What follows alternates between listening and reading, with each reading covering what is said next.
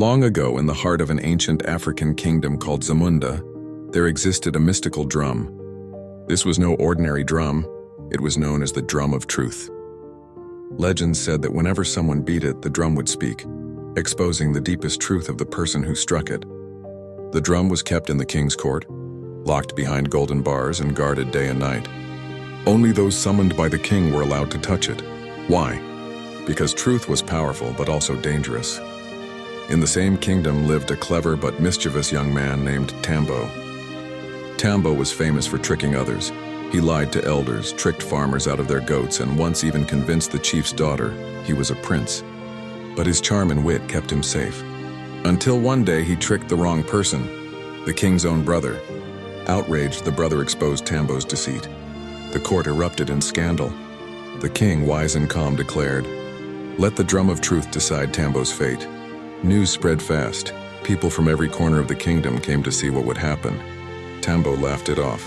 "It's just a drum," he told himself. "I'll hit it and say I'm innocent."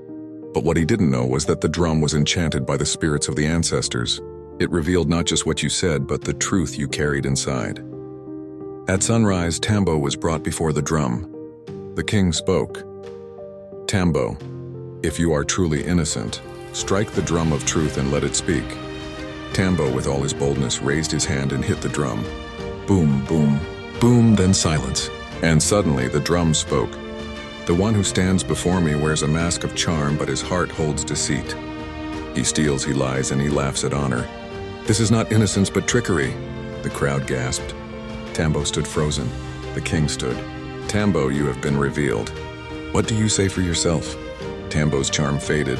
For the first time, his face showed fear. He bowed low and said, "Great king, I have been a fool.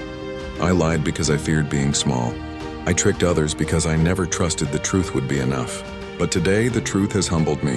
The king, seeing true remorse, paused, then said, "The drum speaks not only to punish but to teach.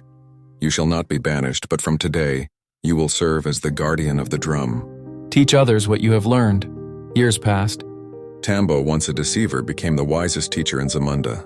Travelers came from far lands to strike the drum of truth, and standing beside it always was Tambo. No longer the boy who lied, but the man who had faced truth and been transformed by it. Truth is not a weapon, it's a mirror. Sometimes it hurts, but it also heals. Better to live in truth and be small than to build a kingdom on lies that will one day fall.